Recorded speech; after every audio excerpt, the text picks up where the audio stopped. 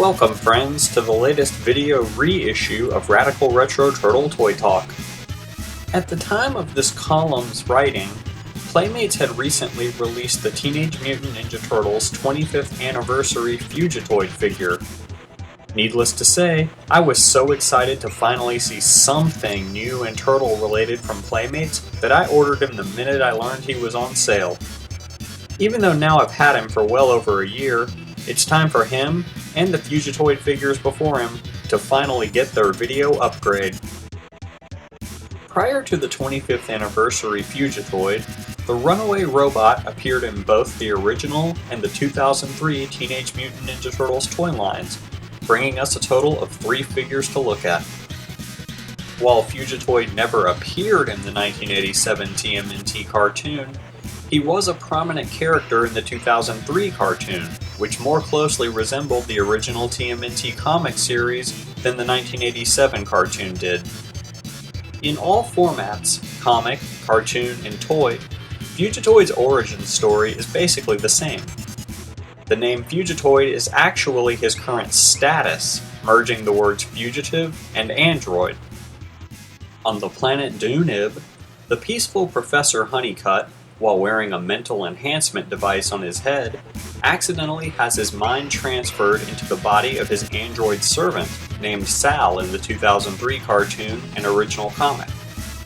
Honeycutt then goes on the lam from authorities who want to exploit his brilliant scientific mind and, via a trans-dimensional portal, winds up meeting and forming an alliance with the Turtles.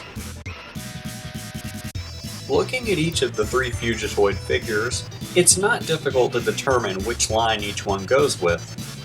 Released in 1990, the first figure of the elusive android looks pretty cartoony and is a lot more colorful than the later ones.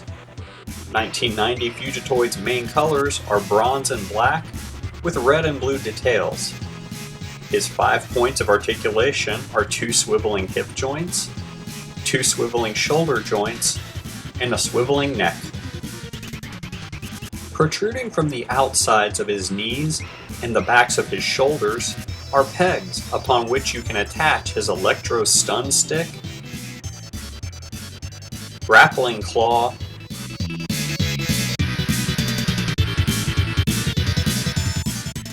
and metal-melting machine gun, all of which have holes in their handles meant to fit around the pegs.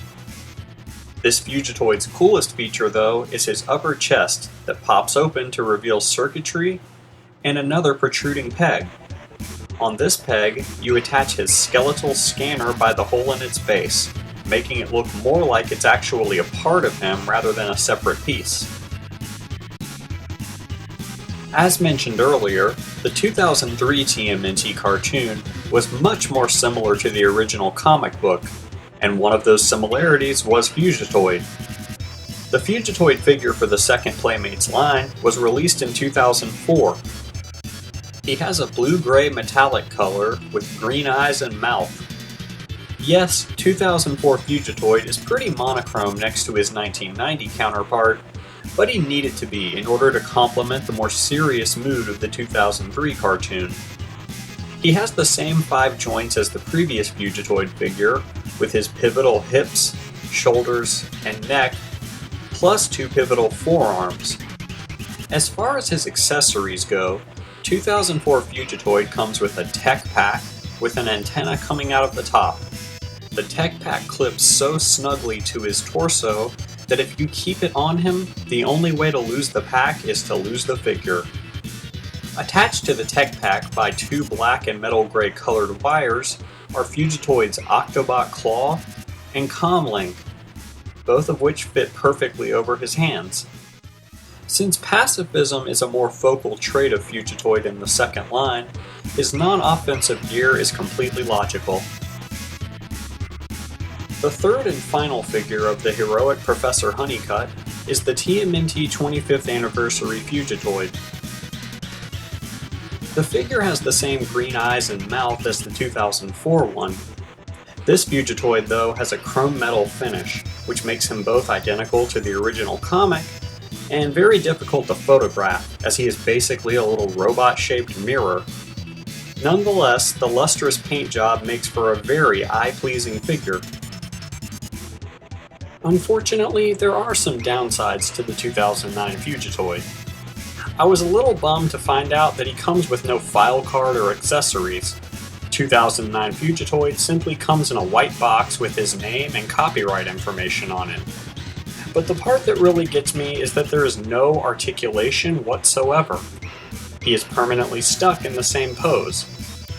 The literal silver lining of this cloud is that being stuck in this pose makes him simple to keep standing up.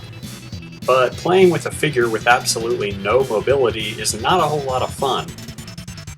On top of that, this Fugitoid may look metallic, but he's actually made of a very brittle plastic. Thankfully, I'm gentle when testing things like flexibility, but if somebody is unaware that he does not move, I could easily see an accidental break. So if you ever get your hands on a 2009 Fugitoid, be careful. The 1990 and 2004 Fugitoid figures are both fun and playable toys easily worth adding to any TMNT collection.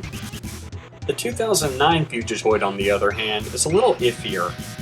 If you're okay with having a figure only for display purposes, or are a die-hard TMNT fan or a completist, then you'll be happy with this guy. But if you're looking for a figure to play around with, you'd probably be better off sticking to the first two. I usually fall into the latter category, but am ultimately glad to have all three Fugitoids, including the 2009 one. So long as I'm able to play with the first two, I'm not all that disappointed to have one that I can only display. Which of the three is your favorite? If you want to sound off about it, the best place to do so is at the forums of www.radicalretro.com. Radical Retro Turtle Toy Talk is a part of the Pop Culture Network, where you know you'll find tons of fun coverage of toys, comics, wrestling, TV and film, and much, much more. If you enjoy all of what Pop Culture Network covers and want to show some support, take a trip to the Pop Culture Network store. There's a big inventory of stuff, both turtle-related and beyond, waiting for your perusal and purchase. I hope you enjoyed meeting or getting reacquainted with Fugitoid, and that you will join us again for the next Radical Retro Turtle Toy Talk. Stay rad.